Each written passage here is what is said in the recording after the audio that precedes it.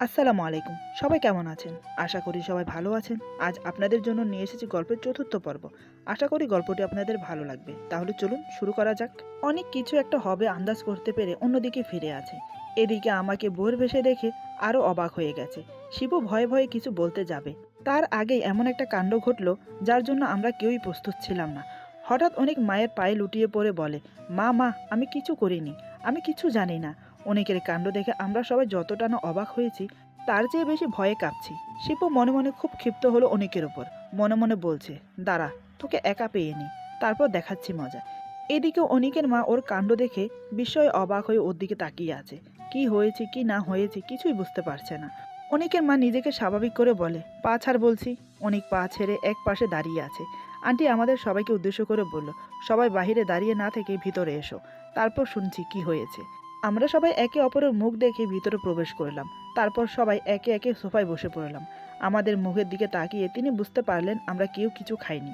সবাইকে বসিয়ে রেখে খাবার রেডি করতে গেলেন। কিছুক্ষণ পর খাবার টেবিল থেকে ডাক আসলো।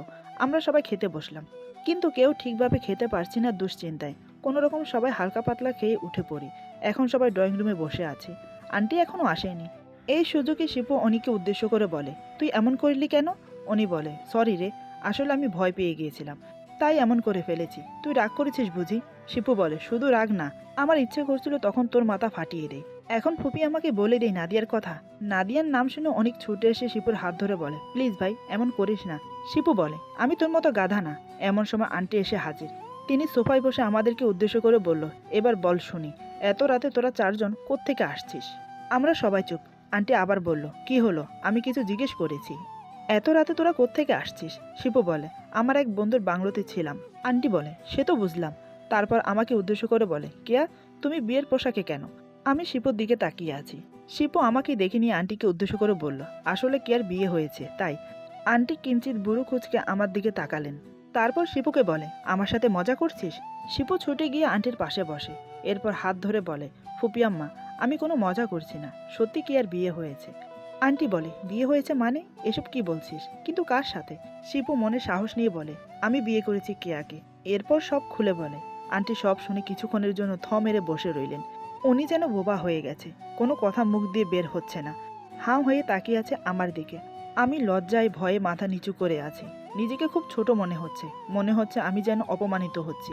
তাই মাথা নিচু করে চোখের পানি ফেলছি। শিপু বলে, প্লিজ ফুপিয়াম্মা, আমাকে ক্ষমা করে দাও।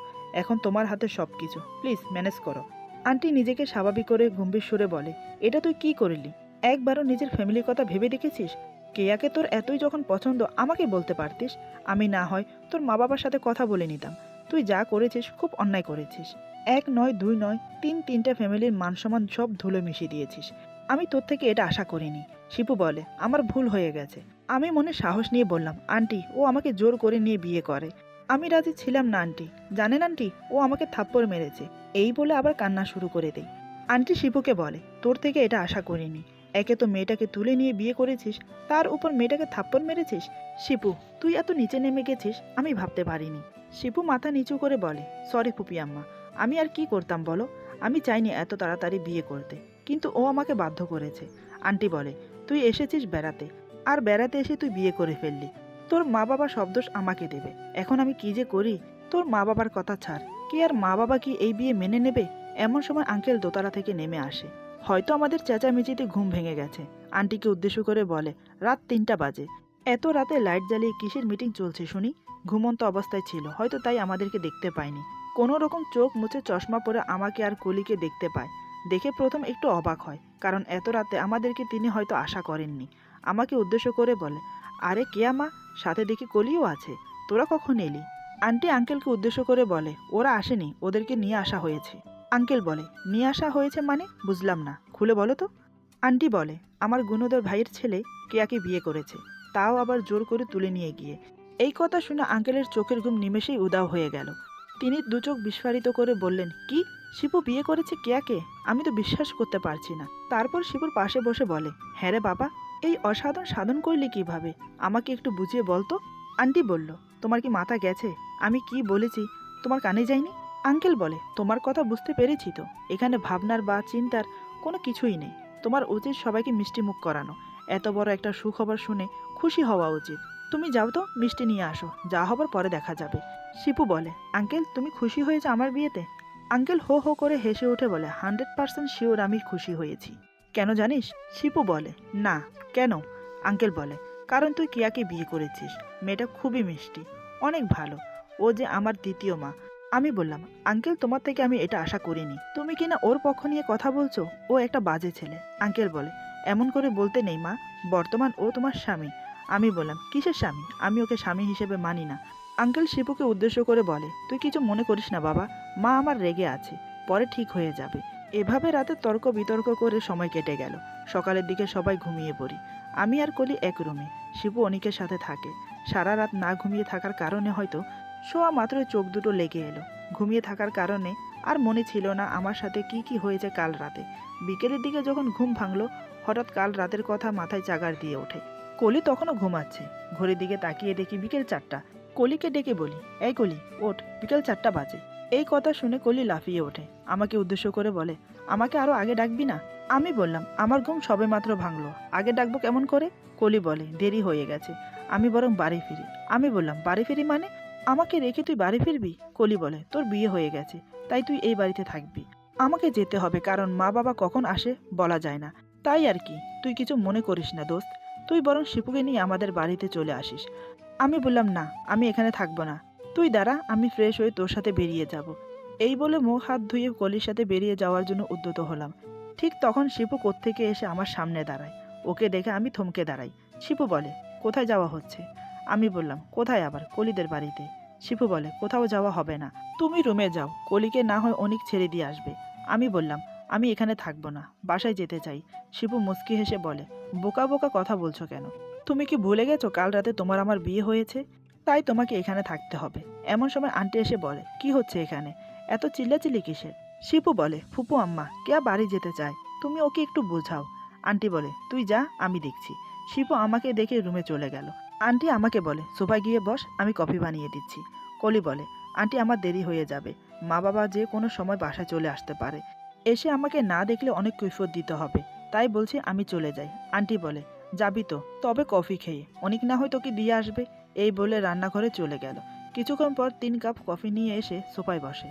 আমরা সবাই এক একটা উঠিয়ে নিলাম। কফি খেতে খেতে আন্টি বলে, দেখ কেয়া, যা হয়ে গেছে তা নিয়ে ঝামেলা করে আর লাভ কি? তুই আর শিপু এখন স্বামী স্ত্রী।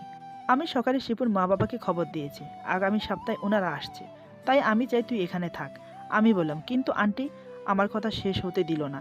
তার আগে আন্টি বলে, কোনো কিন্তু নয়, রুমে যা, আমি তোর মায়ের সাথে কথা বলে নিচ্ছি। কলি বিদায় নিয়ে চলে গেল। আমি উঠে রুমে যাচ্ছি। আন্টি পিছন থেকে ডেকে বলে, কোথায় যাচ্ছিস? আমি বললাম, রুমে যাচ্ছি। আন্টি বলে, দোতলায় উঠে সোজা চলে যা, লাস্টের রুম তোর জন্য বরাদ্দ করা হয়েছে। আমি কিছু না বলে আন্টির কথা মতো উপরে চলে গেলাম। যেতে যেতে ভাবছি, এই কোন মহা বিপদে পড়লাম রে ভাই। এখানে দেখছি আমার কথা শোনার মতো কেউ নেই, সবাইকে আমার উপর হুকুম চালাচ্ছে। এসব ভাবতে ভাবতে রুমে চলে এলাম। রুমে প্রবেশ করে দরজা লাগিয়ে দিলাম। দরজা লাগানোর পর চোখ আটকে গেল খাটে, দেখে শিপু হেলান দিয়ে বসে আছে। আমাকে দেখে শিপু বলে, এই তোমার আসার সময় হলো? আমি সেই কখন থেকে তোমার জন্য ওয়েট করছি। আমি ওর দিকে তাকিয়ে মনে মনে ভাবছি, ইস, ঘরে ঢোকার আগে কেন যে চোখ বুলিয়ে নিলাম না, বড্ড ভুল হয়ে গেছে। আমি আবার দরজা খুলে বেরিয়ে যাওয়ার জন্য উদ্যত হলাম। ঠিক তখনই শিপু ছুটে এসে আমাকে জাপটে ধরে পিছন থেকে।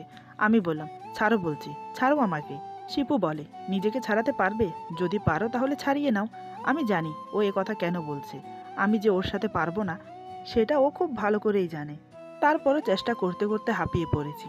শিপু বলে, শুধু শুধু নিজেকে কষ্ট দিচ্ছ, আমি জানি তুমি নিজেকে ছাড়াতে পারবে না। আমি বললাম, তোমার মতলব কি বলো তো? বিয়ে করতে চেয়েছো, জোর করে বিয়ে করলে, এখন আবার জোর প্রয়োগ করছো কেন? শিপু বলে, আমি তো কিছু করছি না, আমার বউকে আমি জড়িয়ে ধরেছি, আমার অধিকার আছে, মাঝখানে তুমি শুধু শুধু নিজেকে ছাড়ানোর চেষ্টা করছো। আমি বললাম, আমি করব, 100 বার করব, কারণ তোমাকে আমি সহ করতে পারছি না, তাই। শিপু বলে, সহ করতে না পারলেও যে আমার সাথে থাকতে হবে। তুমি জানো আজ আমরা বাসর করব, এই রুমটাকে ফুল দিয়ে সাজাবো, তুমি বধূ সেজে ফুল দিয়ে সাজানো খাটে অপেক্ষা করবে, বড় করে ঘুমটা দিয়ে। আমি এসে ঘুমটা সরিয়ে নয়ন ভরে তোমাকে দেখব, তোমার সাথে গল্প করব, তোমাকে ভালোবাসবো, তোমাকে আদর করব। উফ, কত মজা হবে। এই বলে আমাকে আরো আষ্টে পিষ্টে জড়িয়ে ধরে ঘাড়ে কিস করে বলে, এভাবে তোমাকে জড়িয়ে ধরে কিস করতে আমার কাছে খুব ভালো লাগে। ইচ্ছে করে সারাদিন তোমাকে এভাবে আদর করে যাই, কখন যে রাত হবে সেটাই চিন্তা করছি। আমি বললাম, আমি দোয়া করি এই রাত কখনো না আসুক। শিপু বলে, তুমি দোয়া করিলেও আসবে, না করিলেও আসবে, কারণ এটা প্রকৃতির নিয়ম। প্রকৃতির নিয়ম তুমি আমরা কেউই খণ্ডাতে পারবো না। যে পারবেন তিনি একমাত্র আল্লাহ, বুঝলে? তারপর আবার বলে, আচ্ছা, আমি তোমাকে এমনভাবে জড়িয়ে ধরে আছি, তোমার মনে কি কোনো ফিলিংস আসছে না আমার প্রতি? আমি হেসে বললাম, ফিলিংস? তাও আবার তোমার মতো কাপুরুষের জন্য? হাসালে তুমি, বড্ড হাসালে। শোনো, এসব ফিলিংস তোমার জন্য আসবে না, কারণ আমি তোমাকে ঘৃণা করি, মন প্রাণ থেকে ঘৃণা করি। শিপু বলে, কিন্তু আমি তোমাকে ভালোবাসি। তুমি আমাকে যতই ঘৃণা করো, যতই অবহেলা করো, তারপরও আমি তোমাকে ভালোবেসে যাব। আমি বললাম, ঠিক আছে, বাসতে পারো। তোমার ভালোবাসা তুমি ভালোবাসবে নাকি জমিয়ে রাখবে সেটা তোমার ব্যাপার, তাতে আমার কিছু যায় আসে না। আর আমাকে বলতেও এসো না, আমার থেকে আশাও করো না।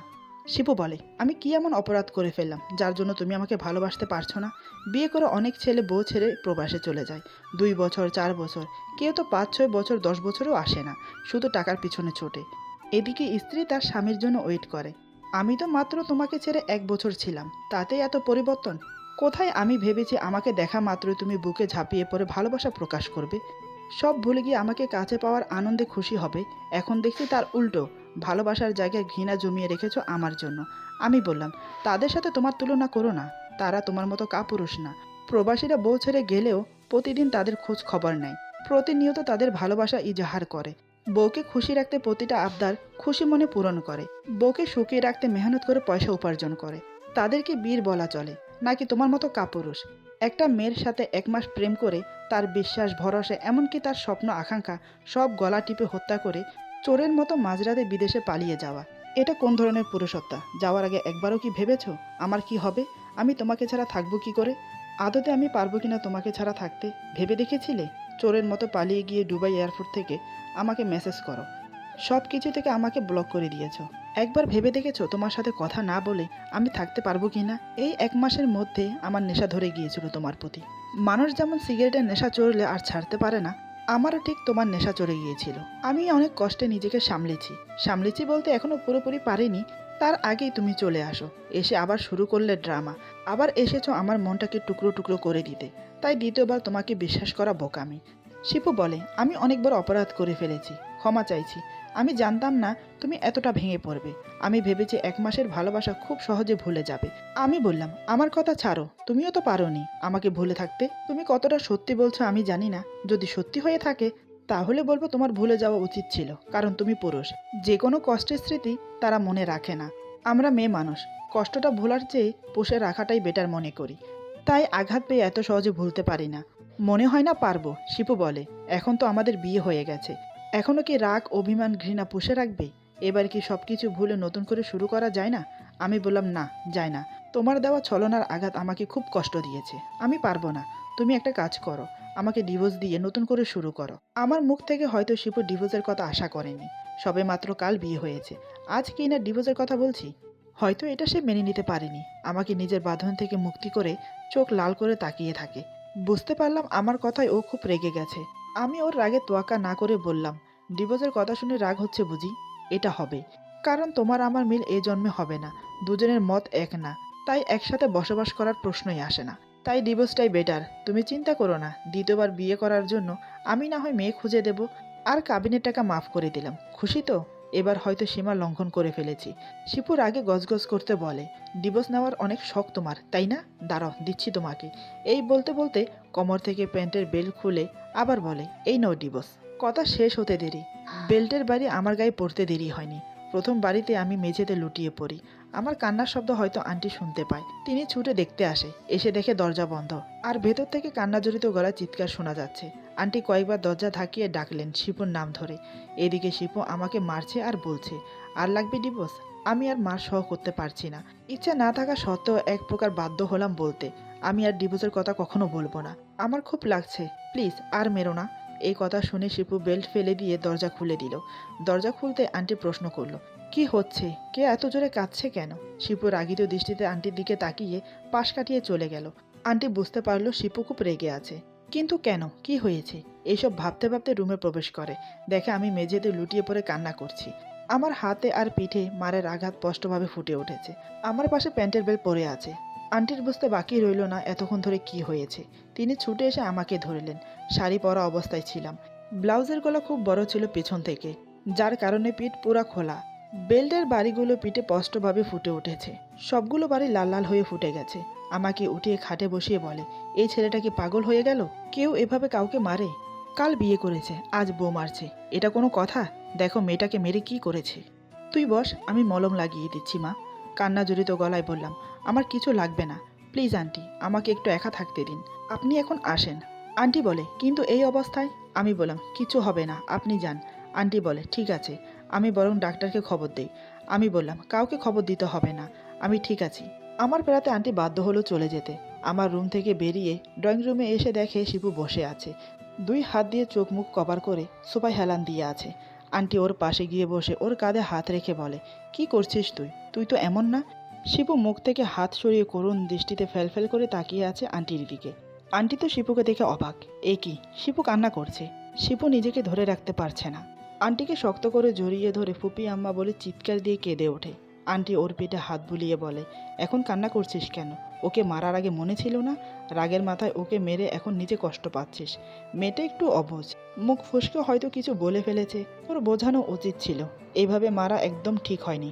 শিপু কান্না করতে করতে বলে, আমি চাইনি ওকে মারতে, আমি যে ওকে বড্ড ভালোবাসি, কিন্তু আমার ভালোবাসা ওর চোখেই পড়ছে না।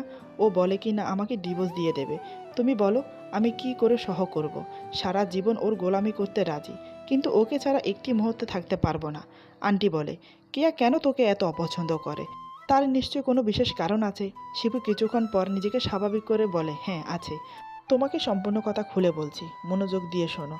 তারপর শিপু প্রথম থেকে শেষ পর্যন্ত সব খুলে বলে, শুধু নাদিয়ার ব্যাপারটা এড়িয়ে যায়। এমনকি অনেকের কারণে এসব হয়েছে সেটাও গোপন করে। সব শুনে আন্টি বলে, সব শুনে এটা বুঝলাম, দোষটা তোর। মেয়েটাকে এভাবে কাঁদানো তোর উচিত হয়নি।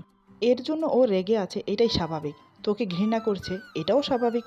এর জন্য আমি ওকে দোষ দিতে পারছি না। ও যাই বলুক, তোর থেকে চুপ করে শোনা উচিত ছিল। এভাবে ওর গায়ে হাত তোলা একদম ঠিক হয়নি, তাও আবার বেল্ট দিয়ে।